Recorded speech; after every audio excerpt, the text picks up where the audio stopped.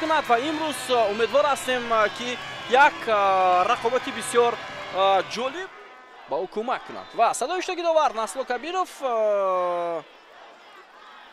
حالا از آغاز رقابت دسته های روشن با هیئت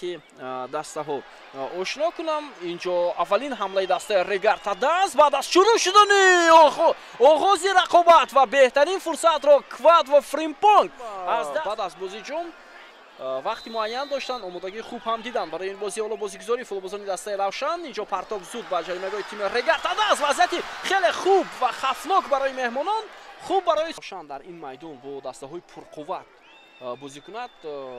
در ورزشگاه جای خالی هم نمیماند. حالا شروانی مابچف ادامه حمله دسته ریگارتاداس و این دقیقه 16 همین رقابت بود که اجرای ضربه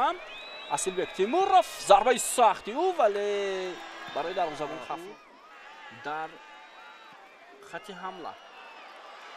نمودور بود. ادامه حمله دست روشن فرصت برای روشن و چگونه امکانیت از دست می رود. اون هیئت بازی میکردن که این دسته دو کرات پای هم چمپیون تاجیکستان شد.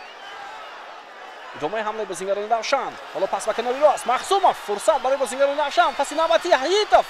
و بازیگران دیگر کردن. ادامه حمله رو میبینیم با اشتراک بازیگران دسته روشن و اینجا پرتو با جریمه‌گاه امام نظرов برطرف کرد و باز یک فرصت دیگر داری بسیار خوبی فوتبالبازان دسته روشن به توجه میکنه پرتو با جریمه‌گاه و اینجا ضربه حمله‌گری روشن شریدین بابایف و بابوجانوف در نزد توپ پرتو ایتالیا امام نظرов با جریمه‌گاه و بسیار وضعیت خفناک بود. عکس الحمله دسته ریگارتاداس فریدون دولتوف 3 مقابل 2 بسیار فرصتی خوب برای بازیگران ریگارتاداس ولی محمدیف چیکار میکند حالا هم همین گناه و بسیار خفناک برای دروازه‌بانی حمله بازیگران دسته روشن زود صورت میگیرد. جمشید مخصوموف میتواند ضربه بزنه ضربه او و پن اینجا دروازه‌بان ریگارتاداس توپ را داشته نتوانست اصلا و گزارشی باز هم خوبی صلاح‌الدین ارگاشف یک فرصت دیگر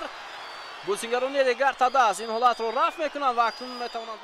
ضربه جریمه بازیگران ریگارتاداس فرصت هست برای اجرای ضربه از مسافه دور و چگونه امکانیت بود نازیم بابوجانوف رو میتوانست یافت شاید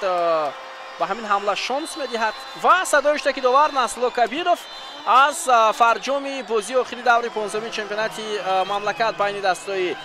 روشن و ریگارتاداس در یک میداد حساب 0-0 نتیجه مساوی به قید گرفته شد و اینک در